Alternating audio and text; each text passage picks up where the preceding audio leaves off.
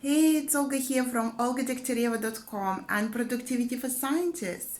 This is where you overcome overwhelm, become more productive, get in charge of your day while feeling happy in your life. And the topic of today's video is what can be better than a perfect thesis?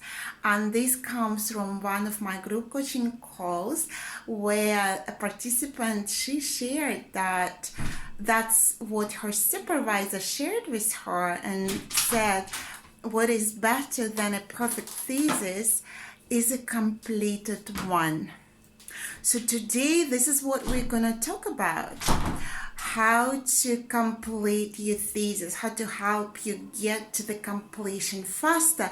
Because what might be happening right now is that you're experiencing slow progress, or maybe you're even stuck and there is no progress. You're stuck with one particular chapter and you're bogged down by all the details and you're trying to sort them out, but the overall progress of the thesis is not visible.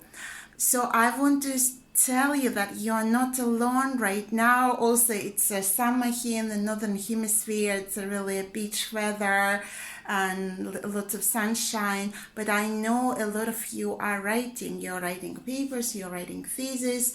And here, the Productivity for Scientists, there are lots of clients doing this as well.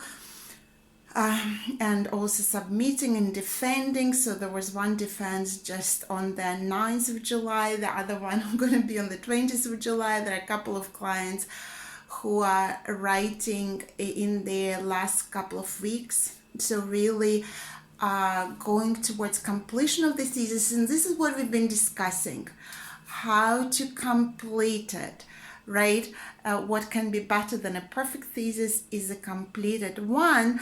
And here is already the clue in this, right?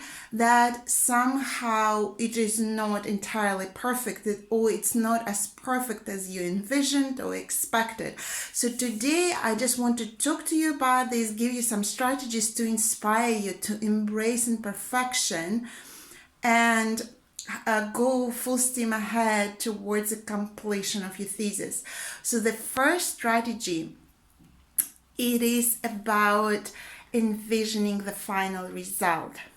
So it's just really shifting from being like really focused on one particular chapter, maybe there is a problem or it's just taking so much time to work through it, to zoom out and really look at your thesis as a whole and envision the completed version.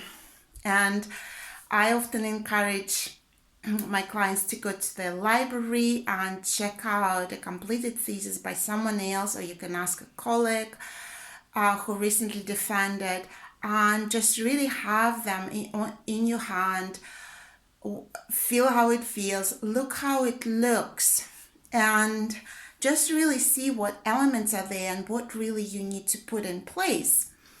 And there needs to be a title page, there needs to be a table of content, right? The outline of your thesis. There needs to be an acknowledgement page, and there needs to be a chapter 1 that looks like a chapter, right? There is like a little introduction and the body, and either some references or the references are at the end. There's chapter 2, chapter 3, chapter 4, possibly chapter 5, and there are references, there are appendices, maybe table of all the figures. There are figures inside, tables, or depending on your field, there might be none of those. But whatever is appropriate to your field, imagine your thesis as a whole. And we've been talking about and discussing in one of my group calls, and one participant said, who is already going towards the completion of her thesis. There are just a few weeks left, and she's like, oh, I don't have a table of content. And if you are the same, then go and do it. And then let it guide you, so that you're not just spending a lot of time on one particular point of this table of content, but you're addressing all of this so that you have something that looks like a thesis. and have all those elements. So this is the first strategy. And if you don't have title page, do a title page as well. So you have that, even stick it somewhere that it's visible and it reminds you of that completed thesis that's coming. The second strategy for today is to really embrace imperfection. And what does that mean? Well, it means to acknowledge that your thesis is not going to be possibly how you've envisioned it. It's just going to be what it's going to be.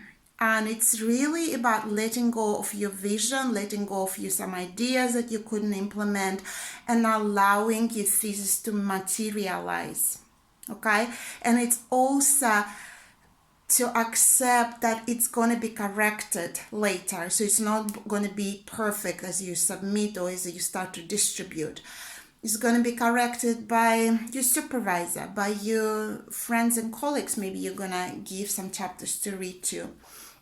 And it's also going to be corrected by your supervisors.